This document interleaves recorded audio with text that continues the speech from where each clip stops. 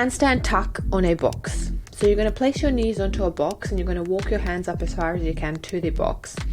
And then the goal for you is to push really hard away from the ground, so elevate your shoulders while pressing your knees into the box.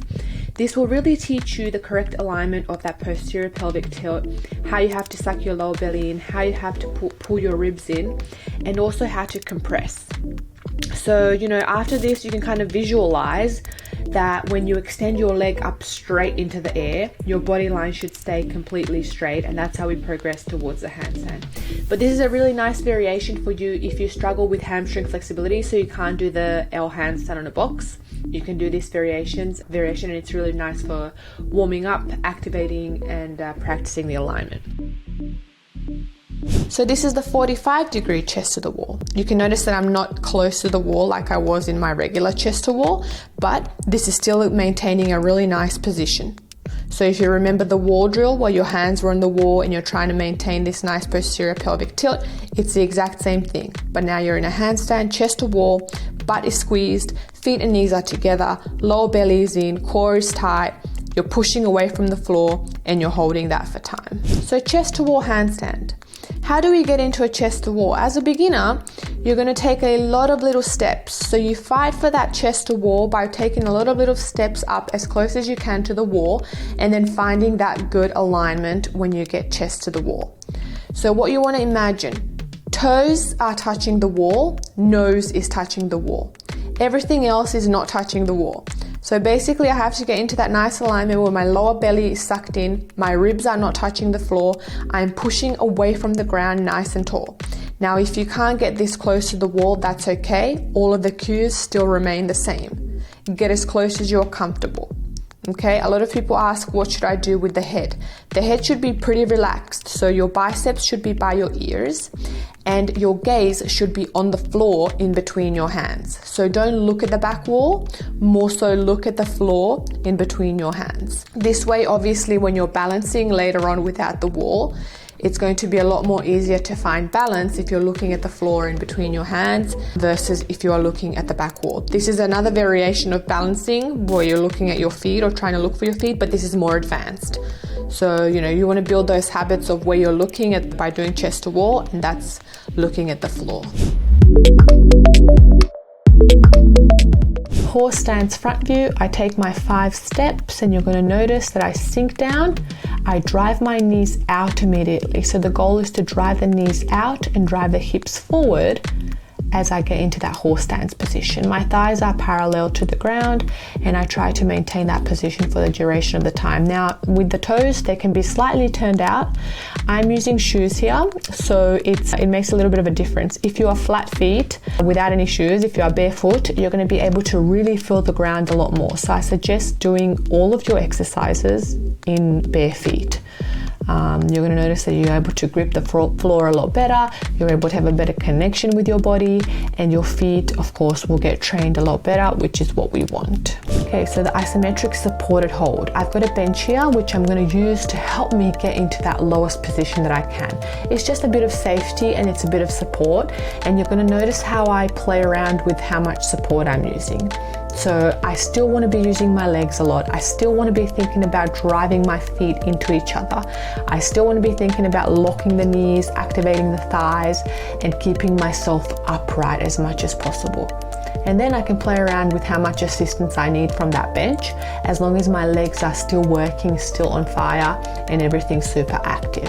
This is a middle split hold. So what I want to show here is the position of the pelvis. A lot of people will try to keep their pelvis posteriorly tilted, which means hips open and pushing forward. This is good, but it's not going to allow you to get deeper in that isometric position, because obviously the hips will get locked up at some point. So if we slightly arch our lower back and we stick our booty out like I'm doing there, this opens up your hip socket. So it's going to allow you to sink down further, and you're immediately going to find that you're able to get a lot more range this way. So I demonstrate how I'm leaning forward in this position. By practicing this, you're going to see how much lower you're able to sink down in between. So you almost want to think about finding that deep position where you can hold the isometric, leaning forward, sticking your booty out, and then dropping down in between your legs. So imagine like someone's compressing you from the top. So don't think go wider, think more so go as wide as possible and then go down into the position. And you're going to notice that over time you're able to get a lot more range this way, and it's going to strengthen your adductors, it's going to strengthen your hamstrings, your ankles, and it's going to give you that confidence that you can go lower. Once we kind of achieve that low position that we're looking for, then we can play around with different pelvic positions. But this is the best way for you to kind of be able to get lower and to strengthen those joints at the same time. This exercise with a stick will just teach you the hinge position of a locked knee good morning. So I have a stick that I'm using instead of a barbell, and my goal is to get my spine as flat to the ground as possible, keeping my legs locked, knees locked, thighs activated, so quads engaged, and I'm thinking about driving this tailbone up to the sky. My feet are just wider than shoulder width apart, my toes are slightly turned out, and I'm thinking about hinging in the hips as I'm driving my tailbone up. So you're going to notice if I place the stick on my back and I perform this movement, I want the stick to touch my head and my butt the whole time. So it should not change. I'm obviously quite flexible in that spine, so I'm arching quite a lot. But if the stick is glued to your spine, so if your whole spine is touching that stick, that's totally fine. I just want to demonstrate to you what we're kind of looking for with that stick being attached to the bottom of our spine as well as the top of our head. And moving through that position of a straddle good morning, that position of that stick should not change.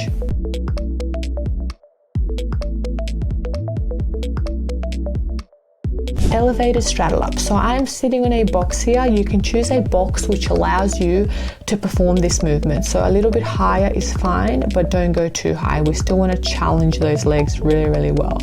And you're going to notice that I lean forward as much as possible and I use that box to help me stand up. I'm still using my legs, really active, really pushing forward, driving into each other, supporting me on the way up, rolling my feet in so that I can use those ankles for push off, and then keeping my legs locked the whole time. You can also progress this one by then pushing off of the floor instead of the box with your hands, because that would mean that you have to lower a little bit more down and then use that floor to push up. But this variation is quite nice to get accustomed to the movement and to understand the arching of the lower back into a good morning and then pushing up into that split hold at the top. Full position straddle up. So you're going to notice that I'm doing this from the floor and I'm thinking about arching my lower back as I lean forward. I'm also going to roll my hips in. So rolling your hips in allows you to flatten your ankles, which allows you then to push with your legs upwards. You need to grip. So you can't do this on a slippery surface. You can't do it in socks. You need to have grip and you need to be able to push the feet into each other in order to support yourself up. So you're going to notice I go into my good morning, I use my hands only as much as I need to, and then I think about getting my torso upright. So it's just like the bench good morning to standing, it's just like the elevated butt, it's just like the elevated butt straddle ups, and it's obviously one of the hardest variations that you can do, but once you get that box steady, you can keep lowering the box until you get to the floor. Jefferson curls. Here I'm doing a weighted Jefferson curl using a 20 kilo barbell. When you first start this exercise, I don't want you to use weight at all. I want you to first understand the movement with your body weight in the sense that you have to articulate your spine. So you're going to notice that I start the movement by rounding my neck first, tucking my chin, then my upper back, then my mid back, then my lower back, all the way down to the very top of my glutes. And then I allow the weight to pull me down into a relaxed position. When I pull back, I reverse the motion. So lower back, mid back, shoulders, until my neck comes out last. So you really need to articulate each vertebra at a time, sort of like you're decompressing your spine one vertebra at a time and feeling a disconnect. The weight is there to help you get more range, but obviously we don't want to use too much load if we're not conditioned to flex our spine under load. So slow and steady wins the race here, making sure that you're keeping great form throughout the whole time, keeping the legs locked, only going as far as your current range allows, and always thinking about rounding your back. So from the chest all the way down to the lower back, think about rounding. Squat Jefferson curls. This is a really nice variation that I like, the bottom position of a Jefferson, and allows your upper back down to the mid back to kind of open. This one really stretches out your hamstrings as well, and I want you to move very slowly with this one. So start with no weight, start with a stick and a little bit of load added to that stick, and then practice that range of motion where you're trying to stay rounded, you're trying to let the weight pull your upper back and shoulder blades down, and then you're extending your hips up in order to stretch the hamstring and the lower back. Really nice exercise that doesn't involve the top of the Jefferson curl and allows you to really practice that bottom range and then target the shoulder blades specifically. Reach backs. So here I have a yoga block, but you can use a small weight, maybe like 2 kilos, and use that weight to allow yourself to be pulled back into position. You'll notice that my hands are pretty straight here in the back, and that's because I'm staying active and I'm allowing the weight to pull me as much as my current range allows. Same concept applies here with your hips and your knees being locked and pushed forward as you're reaching back with the weight. So the goal is to reach lower and lower in the position. That's why I'm using that box as a measure.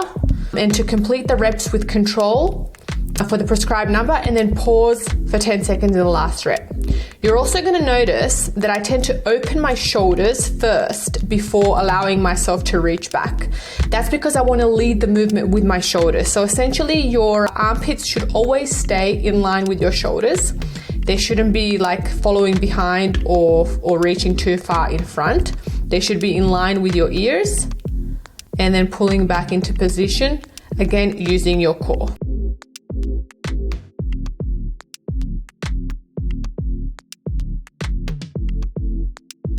So with these half bridge rotations, I want you to pay attention to my arm. You see how I rotate my fingers to point to the side? This is a very important part of a bridge rotation because it's going to allow you a lot more room in your upper back and your shoulders to twist. And you can also see that I reach, instead of reaching over my head, I sort of reach around my head with the opposite hand. And that allows me to really open up my chest and reach for the back floor, because eventually I want to go into a bridge from that position and I will need to rotate my hands even more. But for now, your main goal is to do like a half rotation. So essentially your fingers should be pointing up away from you in a regular tabletop, but now they're pointing 45 degrees to the side. So just make sure that you're focusing on that. Everything else remains the same: external rotation, opening up the chest, and then twisting around to touch as low to the ground as you can. With each dynamic movement, this should open up even more so. So don't get discouraged if you can't reach around far now. This will come over time. So this is the full bridge push-up. So you're going to notice how I go all the way up and then I come all the way down. So my whole spine is pressed to the ground before I push back up. Okay, this is going to require a lot of upper back flexibility, a lot of shoulder flexibility, and a lot of work on the regression or the regressed variations of your bridge work. But once it all comes together, so once we open up the shoulders, once we open up the upper back, the hips, the wrists, once the movement pattern becomes more comfortable to you, then you'll be able to do this with no issues at all. So if you're currently quite flexible and you're able to get into this position, do reps. So lots and lots of reps of this will facilitate that nice opening. And with each push-up, you want to think open up the chest. So if there was a wall here in front of my chest, I would want my armpits to touch the wall on each rep. And going down slowly, eccentrically, is also very important because that's where we also build the strength. So that's your full range bridge push-ups. So this is the baby bridge. You can see that this one is sort of like cheating, but it's still going through the same movement pattern of a bridge rotation. Here, my arms are completely bent, my legs are bent, I'm not even in a full bridge position, but I'm still going through that bridge rotation movement. So I want you to use this if you lack the flexibility to do a full bridge rotation, and I want you to practice what you need to do with your body to maneuver it around to be able to complete that rotation. I still place my hand behind me, I bend my elbows, I push my hips forward. So this is the key. You're going to push your hips forward so that you can give yourself more room. And you can even go and touch your head to the floor, use your head for support, My hands don't have to be fully flat on the ground. I'm just trying to teach my body how to go through that rotational position.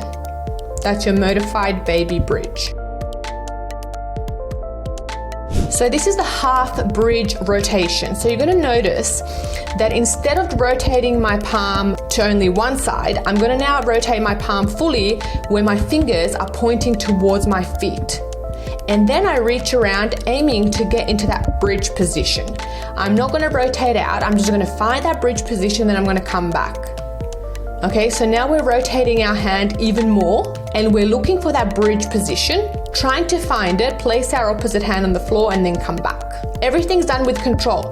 I remember that tabletop position. I'm lifting my hips up, I'm opening my shoulders, I'm rotating my hand, and then I'm looking for that bridge. And you can see here, this full rotation is where we want it to look. So the full rotation comes out to the other side. I still rotate my palm, I look for my bridge, I place my bridge down, and then I come back onto the other side. So that's your full bridge rotation. So play around with both variations and see how one leads into the next and how perfecting one or doing more repetitions in the regressed variation will lead you to the full movement.